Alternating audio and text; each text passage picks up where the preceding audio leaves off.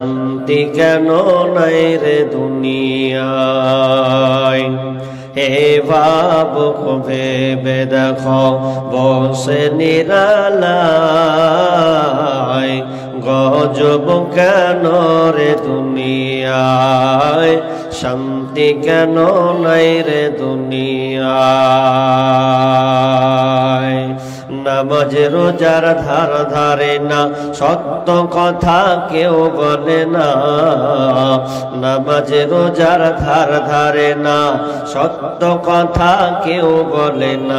মিথ্যা আর চুগলখড়ি করিয়া বেড়ায়, গজব কেন রে দুনিয়ায়, শান্তি কেন নাই রে দুনিয়ায়। খাঁটি মুসলিম নাই তো দেশে, মুসলিম চলে কাফের বেশে। খাঁটি ধার্মিক নাই তো দেশে, মুসলিম চলে কাফের বেশে।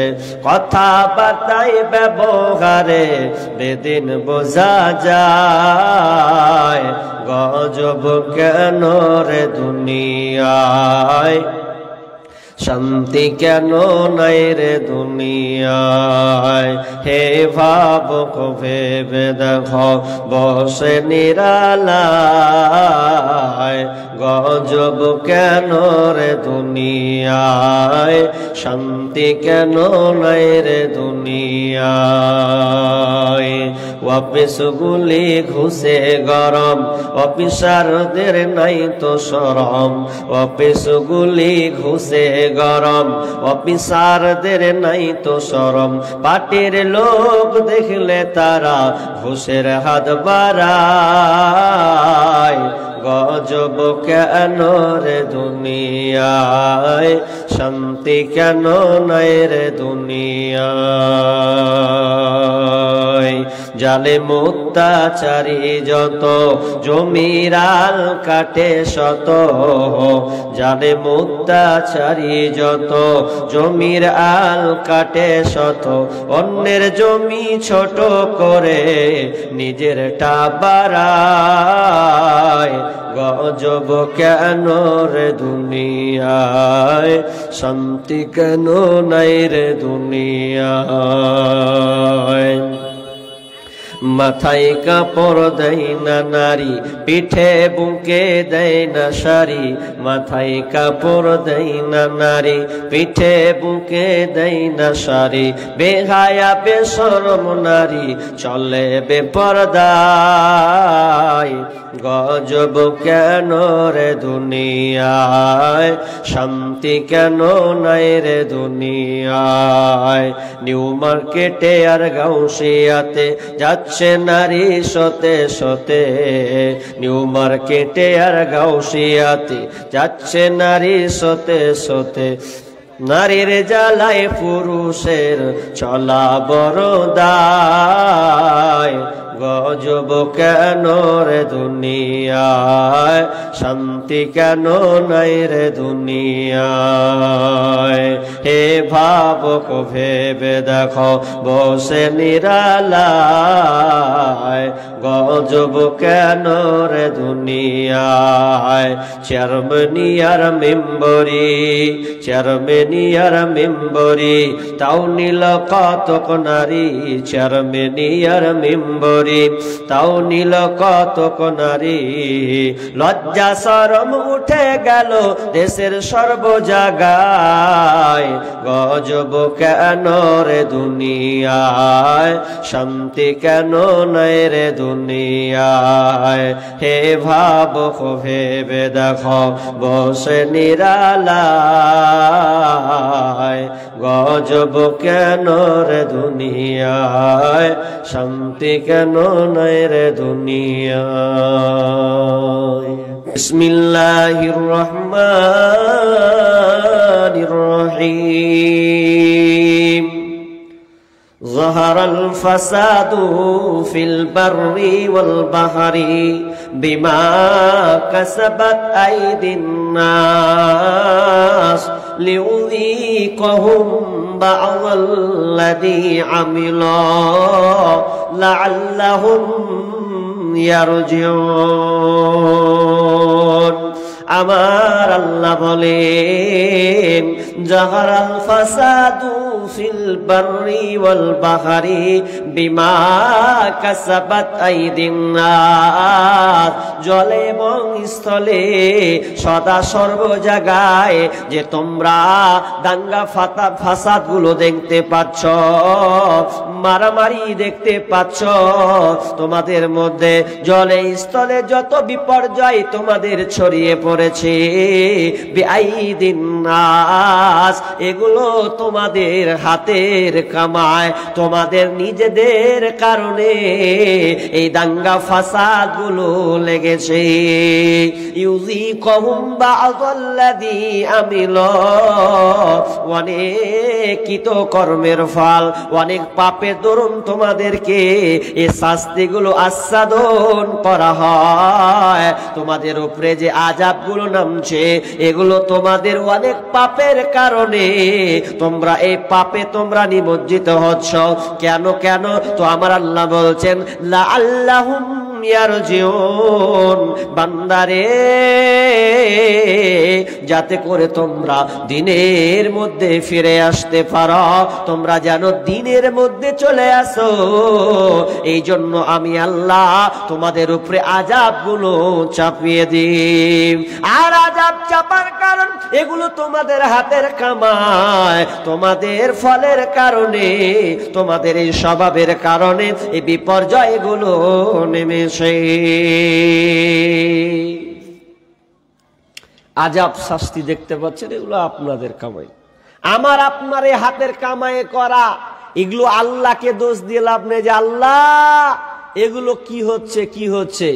শুধু তাই নয়, আমার আল্লাহ বলেন ওয়ামা আসাবাকুম মিন মুসিবা ফাবিমা কাসাবাত আইদিকুম ওয়া ইয়াফু আন কাসীর।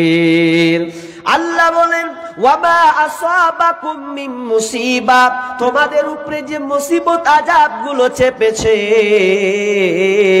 ওয়ামা আসাবাকুম মিন মুসিবা ফাবিমা কাসাবাত আইদিকুম, এগুলো তোমাদের কৃতকর্মের ফল, এগুলো তোমাদের হাতের কামাই। ওয়ামা আসাবাকুম মিন মুসিবা ফাবিমা কাসাবাত আইদিকুম ওয়া ইয়াফু আন কাসীর। আল্লাহ এবং তোমাদের অনেক অপরাধ আল্লাহ ক্ষমা করে দেন। বিপর্যয়গুলো কেন আছে একটা উদাহরণ চট করে দিয়ে নিলেন। কি উদাহরণ? দেখবেন ইঞ্জিনিয়াররা বাড়ির প্ল্যানিং তৈরি করে দেখায় না, ইঞ্জিনিয়ার ওরা নকশা দিবে, ইঞ্জিনিয়ার আপনি ডাকেন নকশা দিবে, আপনাকে বাড়ি ছক টেনে দেবে। তো একটা মিস্ত্রি লেভার নিচে ওরা কাজ করছে, মেশিন ঢালাই চলছে, রাব ঢালাই চলছে হয়তো ধরেন, আর ৩-৪ তলার উপরে একটা মিস্ত্রি ইঞ্জিনিয়ার আছে। তো ইঞ্জিনিয়ারের দরকার হলো নিচের লোককে ডাকবে, যে একটু ডাকবো, এই কাজটা একটু ভুল হচ্ছে মনে হয়। তো ইঞ্জিনিয়ার ৪ তলার উপর থেকে নিচলাকে ডাকছে, বলছে ও ভাই, লেভার ভাই। তো ইঞ্জিনিয়ারের কথাটা নিচে গেলেও বুঝতে পারে না মেশিন চলছে বা এদিকে তাকাচ্ছে, ও কিন্তু ডাকতেই থাকছে, আরে ভাই ওপর দিকে তাকা। তো কর্ণপাত করে না, শুনে না। তখন বলছে কেমন লেভার, হ্যাঁ যে আমি ইঞ্জিনিয়ার, এত দামি মানুষ ডাকছি শুনে না। তখন কি করেছে, পকেট থেকে 500 টাকার নোট, বুঝলেন, 500 টাকার নোট নিয়ে নিচে ফেলছে। কেন ফেলছে বলেন তো?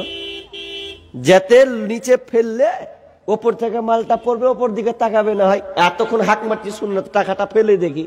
ওপর থেকে যখন টাকাটা ফেলছে, তো ফেলছে রে আল্লাহ, উপরে আরো উল্টা কাজ করছে। কি করছে?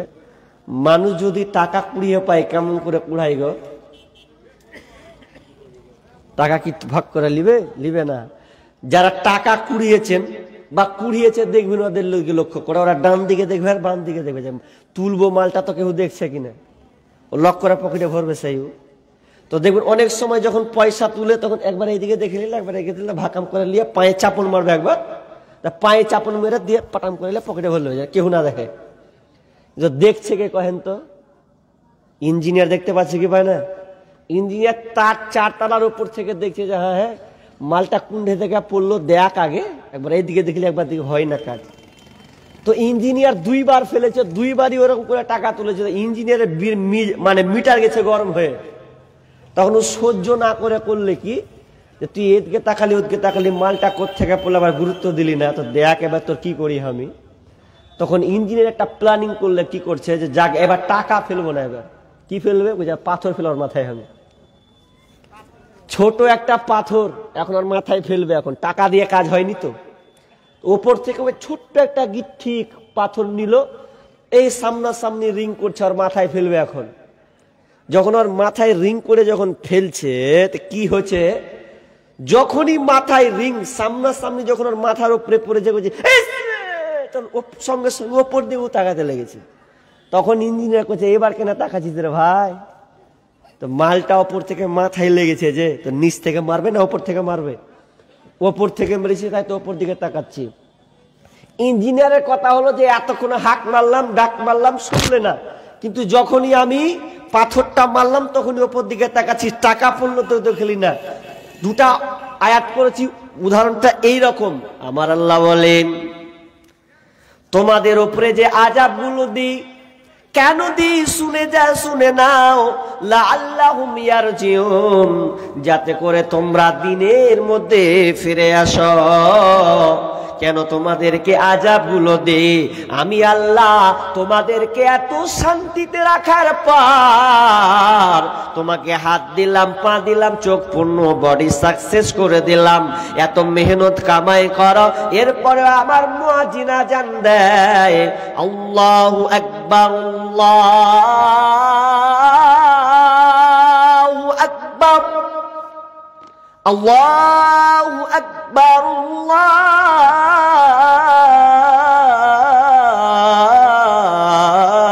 আল্লাহু আকবার। কয়বার হয় আপনাদের এলাকায়? 5 বার, তাই তো? মুয়াজ্জিন বলে 5 বার আজান হলো, মুয়াজ্জিন, ওর ওটা আমার ডাক, মুয়াজ্জিন গেল মাধ্যম। 5 বার আজান হওয়ার পরেও তোমাকে আমি মসজিদে পাই না। ভালো ভালো বক্তা আনা হয় গ্রামে, এরপরেও লোক থাকে না, বাড়িতে গিয়ে ঘুমিয়ে যাও। এত বক্তা আনার পরেও তুমি দিনের মধ্যে আসলে না। মসজিদে জুমার খতিব, মসজিদের খতিব রাখলে, এরপরে তোমরা দিনে ধাবিত হলে না, দুনিয়ার মাত্তহারা নিয়ে থাকলে, আল্লাহ বলছেন তোমাদের উপরে তখনই আযাবকে চাপিয়ে দেব।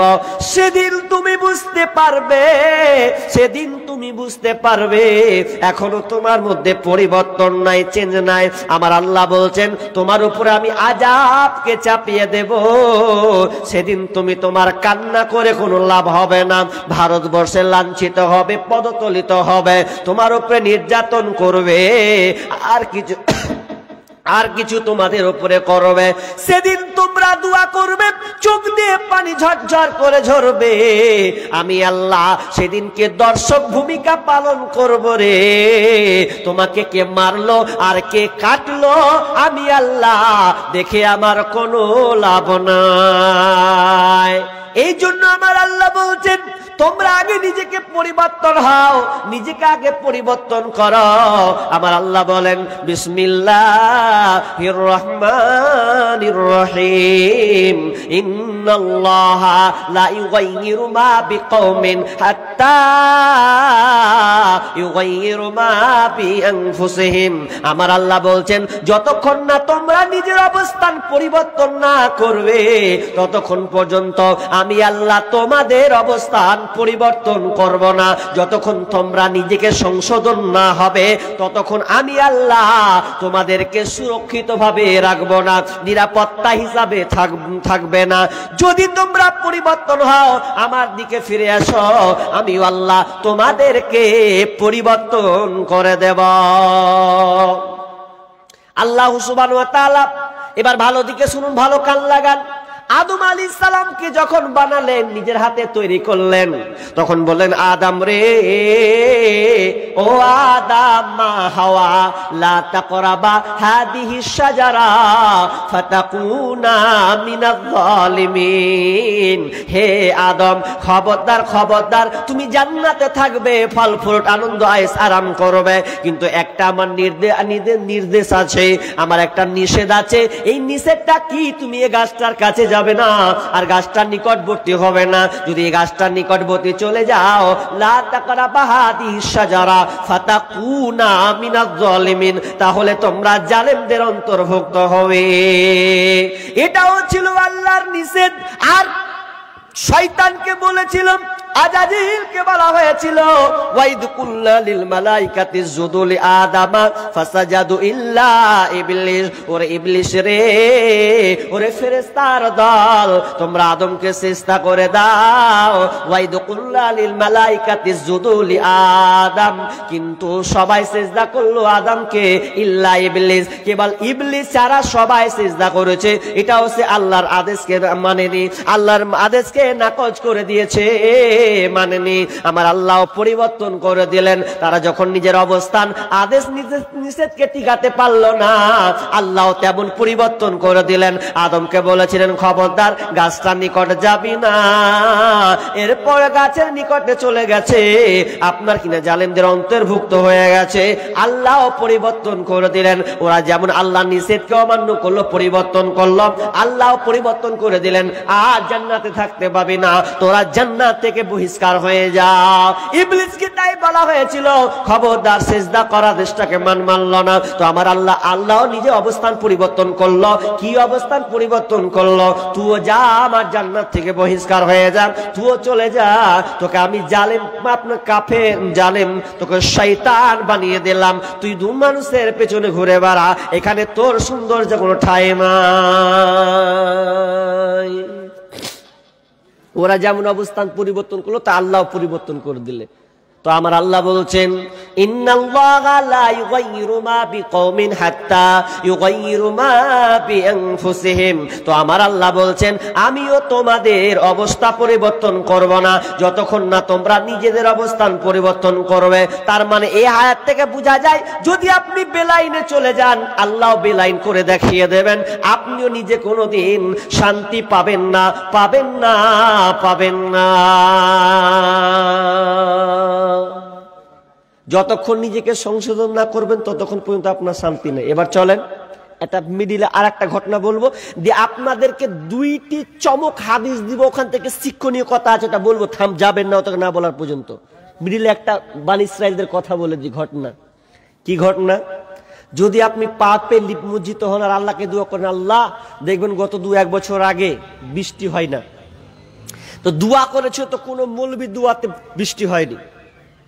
আর হাদিসে আছে এর আগে আব্দুল্লাহ ভাই বক্তব্য দিতে অনেক কথা বলেছেন, অনেক হাদিস বলেছে, যেহেতু দান করেছেন তিনি অনেক হাদিস বলেছেন।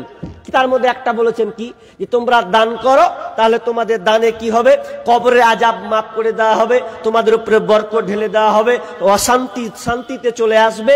তো এগুলো যে হাদিসগুলো আছে, কিন্তু আমরা যে হাজি এত যে দান করছি তাও যে আল্লাহর উপরে শান্তি দেয় না, প্রশ্নটা কি জাগবে না? স্বাভাবিক জাগবে।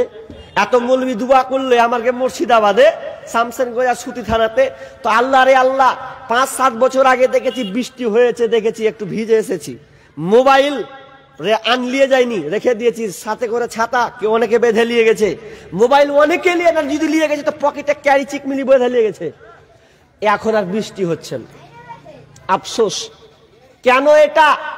তো বানি ইসরাইলের ঘটনাটা বলবো, তবে বুঝতে পারবেন। তারপরে হাদিসের আনাসে হাদিসটি আছে বর্ণনা করেছেন, ওটা আপনাকে বলবো, তাহলে আপনি চমক বুঝতে পারবেন যে আমরা কেন অশান্তিতে আছি, কার জন্য কে বা দায়ী, দুটাই বুঝতে পারবেন। অনেক লম্বা 2 ঘন্টার উপরে আলোচনা আছে। তো নবী মুসা আল্লাহর কাছে দোয়া করছেন, তার কম বানি ইসরাইলদের কম নবী মুসাকে বলছেন, নবী মুসা একটু দোয়া করো, তুমি একজন নবী, তো নবী হিসাবে আপনাকে দোয়া করতে হবে যে বৃষ্টি হচ্ছে না, দুর্ভিক্ষ নেমেছে, খাবারের অভাব, আর আমরা খেতে পাচ্ছি না, ছোট ছোট বাচ্চাগুলো কান্না করছে, আরে বাচ্চারা পাচ্ছে না, পশু পক্ষী যা আছে তারা সবাই মারা যাচ্ছে, তো একটু আল্লাহর কাছে দোয়া করেন।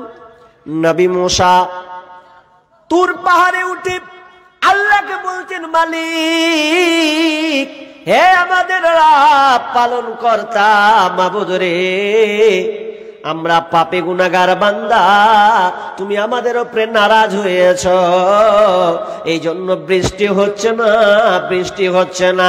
সেই সময়টা দুর্ভিক্ষটা ছিল কতদিন পর্যন্ত? আপনার কিনা এই বনী ইসরাঈলের মিডিলে যে আপনার কিনা আযাবটা হয়েছিল 40 বছর।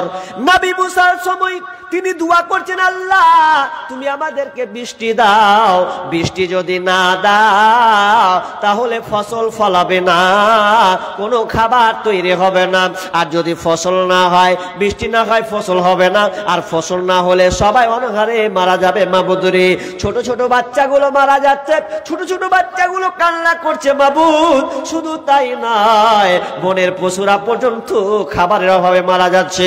মাবুদ রে, দয়া করে তুমি আমাদের বৃষ্টি দাও।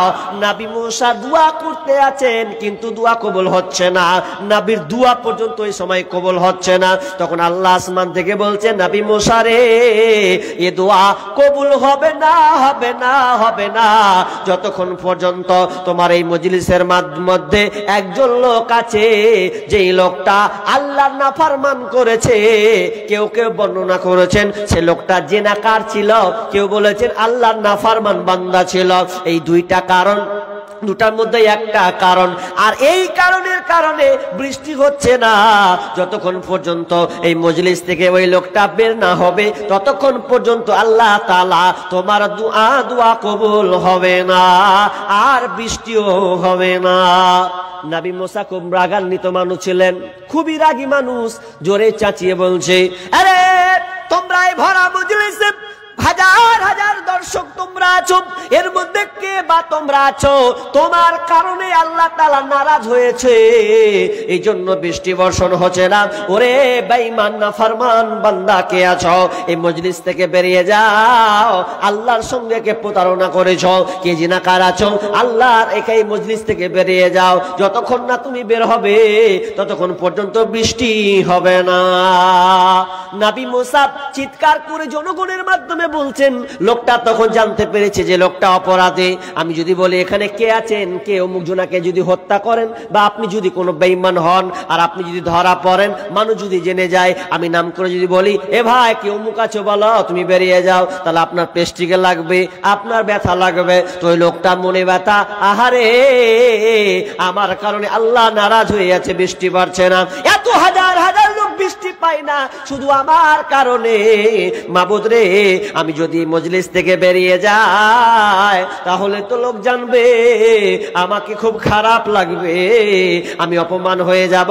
মাবুদ রে, তুমি রহমান, তুমি মেহেরবান, তুমি আমাকে ক্ষমা করে দাও, তুমি আমাকে অপমান করো না। তুমি মালিক জানো আমি অপরাধী, তো তুমি যখন জানো মাবুদ রে আমার পাপকে তুমি গোপন রেখেছ, আল্লাহ তুমি আমাকে এই মজলিসে ক্ষমা করে দাও। যদি আমি বেরিয়ে যাই, মানুষ আমাকে জানবে, ছিছি করবে। এই জন্য সে লোকটা আল্লাহর কাছে তাওবা ইস্তেগফার করতে লাগলো। তাওবা ইস্তেগফার করে করে নিজেকে স্যালেন্ডার হয়ে এরপরে আল্লাহ বৃষ্টি বর্ষণ শুরু করলেন। পৃথিবী না জানো আমি তো জানি, পৃথিবী না জানো আমি তো জানি, আমি কি পাপ করেছি হায়, আমার পাপের করলে বিচার, বাঁচার আমার নাই উপায়, দয়াময় তুমি মাফ করো আমায়, মাফ করো আমায়, জেনে না জেনে কত যে আমি করেছি পাপ, কতবার যে করেছি তাওবা, কতবার অনুতাপ। জেনে না জেনে কত যে আমি করেছি পাপ, কতবার যে করেছি তাওবা, কতবার অনুতাপ। দুদিনে আবার সব ভুলে গিয়ে, দুদিনে আবার সব ভুলে আমি মজে গেছি দুনিয়ায়। মাফ করো আমায়, মাফ করো আমায়। পৃথিবী না জানুক আমি তো জানি আমি কি পাপ করেছি। হায় আমার পাপের করলে বিচার, বাঁচার আমার নাই উপায়। দয়াময় তুমি মাফ করো আমায়, মাফ করো আমায়, মাফ করো আমায়। লোকটা কেঁদে কেঁদে আল্লাহর কাছে দোয়া করছেন, আর সঙ্গে সঙ্গে বৃষ্টি হয়ে গেছে। নবী মুসা দেখে অবাক, আহারে এই জনগণের মধ্যে তো কোনো লোক বের হলো না, সবাই তো এখানে দাঁড়িয়ে আছে, কাউকে তো বের হতে দেখা হলো না। এর মাঝে আল্লাহ আবার বৃষ্টি বর্ষণ করে দিলেন। নবী মুসাকে বলছেন, আল্লাহ কেউ তো বের হয়নি, তাও আপনি বৃষ্টি দিলেন কেন? আল্লাহ বলছেন, নবী মুসা রে, এই লোকটা এই জনগণের মধ্য দিয়ে সে নিজের ভুলটা বুঝতে পেরে আমার কাছে স্যালেন্ডার হয়ে গেছে, আমার কাছে সে তওবা ইস্তেগফার করেছে, ক্ষমা চেয়েছে।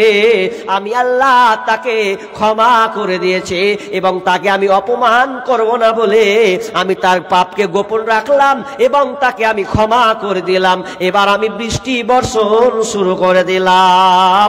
নবী মুসা বলছেন, মাবুদ ওই লোকটাকে কি একবার দেখানো যাবে না? আল্লাহ বলছে, না না না, ওই বান্দাকে আমি দেখাবো না, ওটা আমার সঙ্গে বান্দার কম্পেয়ার হয়েছে, আমি আল্লাহ তাকে মাফ করে দিয়েছে।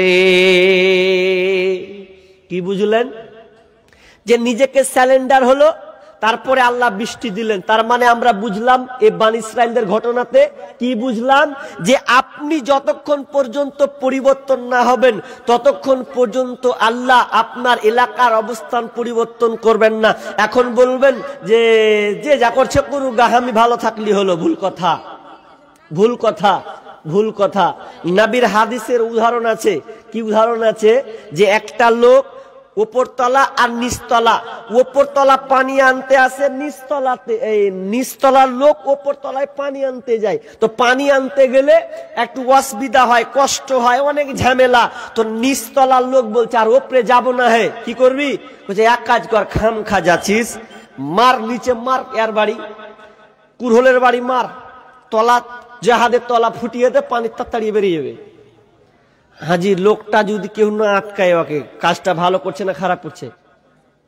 হ্যাঁ, লোকটার কথা হলো ওপরে যাব না, পানি আনতে ঝামেলা হচ্ছে, নিচে মারবো, কোদলের বাড়ি কুরহলের বাড়ি সব বল দিব, কুড়ে দেবো, পানি বের হবে ফাটাবার, কত মজা। কিন্তু আর একখানটা কি আছে, বিপদ উঠে দেখে না। তো উপরওয়ালা লোক যদি কহে জাগা, ওরা নিচে ফুটে নেবে, তো লোক গা। আচ্ছা, ওরা যদি এইরকম কথা বলে যে জাগা নিচওয়ালারা ফুটেছে ফুটাক গা, আমার ঘে কি? আচ্ছা বলেন, উপরওয়ালা ঠিকবে?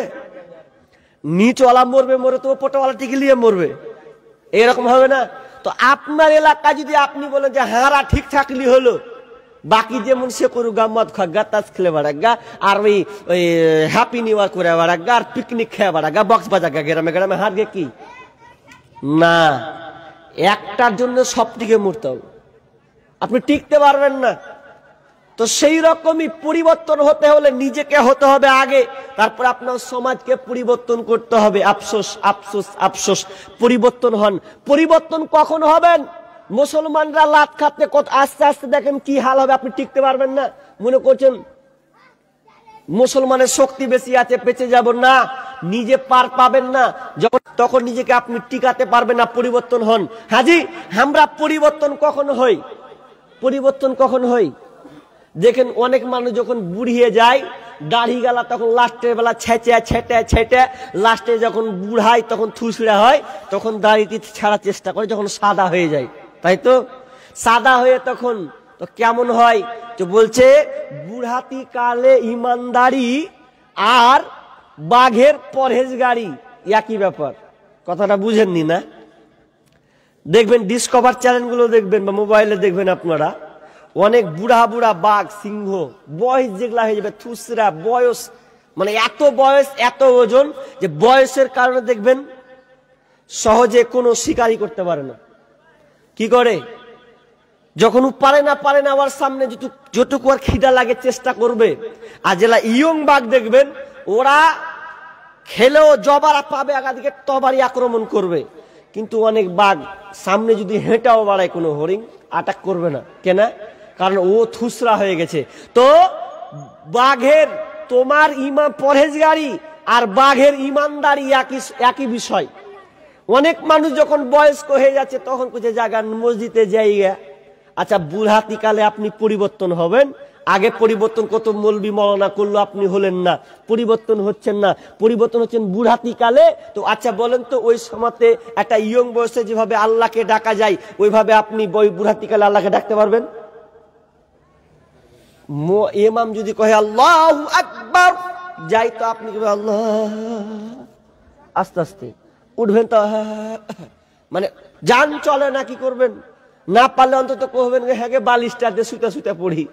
শেষ বয়সে আপনার ওই সুতা সুতা নামাজ যাবে, কিন্তু আপনাকে আগে পরিবর্তন হতে হবে। একটা লোকের কথা বলি, চলেন বাগদাদ শহরে, ভালো করে শুনুন কি হচ্ছে। আমরা পরিবর্তন হওয়ার চেষ্টা করি। আমি এবার পরিবর্তন না হলে কি কি হচ্ছে হাদিস হাদিসটা বলবো, তা আমি শেষ করে দেব দুটা কথা। এক নাম্বার কি বলছি, ফুজাইল ইবনে ইয়াজ বাগদাদ শহর, সেই বাগদাদের সবচাইতে বড় ডাকাত ছিল, তার নাম হচ্ছে ফুজাইল ইবনে ইয়াজ। আপনার এদিকে ডাকাত এত খাতারনাক ডাকাত যে মানুষ দিনে পর্যন্ত হাঁটতে পারতো না, সামনাসামনি চিন্তা কেউ কিছু করতে পারতো না। এই ফুজাইল ইবনে ইয়াজ একদিন টার্গেট করছে কত নোংরা যে বেশ্যা মেয়েদের সঙ্গে সে জেনা ব্যভিচারে লিপ্ত হতো। তো একটা মেয়েকে সে টার্গেট করেছে, ওর মেয়ের সঙ্গে ওই মেয়েটার সঙ্গে জেনা ব্যভিচার করবে। এই জন্য কি করেছে, তখন এবার প্ল্যান করলো যে আজ রাত্রে উঠবো। এবার ফুজাইল ইবনে ইয়াজ উঠতে যখন যাবে, মেয়েটার সঙ্গে যখন নোংরা ব্যবহার খারাপ আচরণ করবে এই উদ্দেশ্যে এসে একটা সিঁড়ির উপর দিয়ে উঠছে। দুতলা ওপর তালা বাড়ি, এ আপনার কিনা ওপর দিয়ে উঠবে। তো উঠতে উঠতে উঠতে এমন সময় গভীর রাত, সেই বাড়ির পাশে একজন বয়স্ক মানুষ কোরআন তেলাওয়াত করেছে। কোরআন তেলাওয়াত কি? বিসমিল্লাহির রহমানির রহিম, আলাম ইয়ানি লিল্লাযিনা আমানু আন তাখশা কুলুবুহুম লিযিকরিল্লাহ ওয়া মা নাযালা মিনাল হক। এই সূরা হাদিস যখন পড়তে 16 নম্বর সূরায় যখন তিনি হাত দিয়েছেন, 16 নম্বর আয়াতে যখন হাত দিয়েছেন, আলাম ইয়ানি লিল্লাযিনা আমানু আন তাখশা কুলুবুহুম লিযিকরিল্লাহ। তিনি তো ছিলেন আরব যুগের মানুষ, তিনি আরব ভাষাকে বুঝতে পারতেন, আরবের ভাষা তারা বুঝতে পারতেন।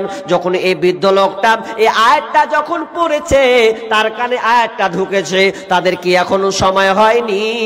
এখনই তাদের অন্তর বিগলিত হয়নি?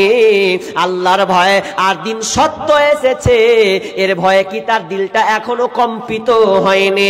যখন এই লোকটা আয়াতটা শুনলো, ফুজাইল ইবনে ইয়াজ যেমনই কানে শোনা, এত বড় ডাকাত হওয়ার পরেও সে নিচে নেমে গেছে। আহারে আহারে, না না না, সময় এসেছে আল্লাহর ভয় অন্তরে আসে। যেমনই আয়াতটা শোনা, অন্তর তার বিগলিত হয়ে গেছে। আর জেনার সঙ্গে গেল না, মেয়েটার সঙ্গে আর খারাপ আচরণ করতে গেল না, নিচে রিটার্ন নিয়ে এক সাইডে চলে গেল, টুকরে টুকরে কাঁদে। এরপরে কিছু পাশে আওয়াজ শুনতে পায়, ও হে মহিলা, খবরদার আর যেও না, আমাদের বাড়িতে থেকে যাও, কারণ এই রাস্তা দিয়ে যদি যাও ফুজাইল ইবনে ইয়াজ নামে ডাকাত আছে, এ তোমাকে সব কিছু শেষ করে দেবে, তোমার মাল তো নিবে, তোমাকে পর্যন্ত মেরে দেবে।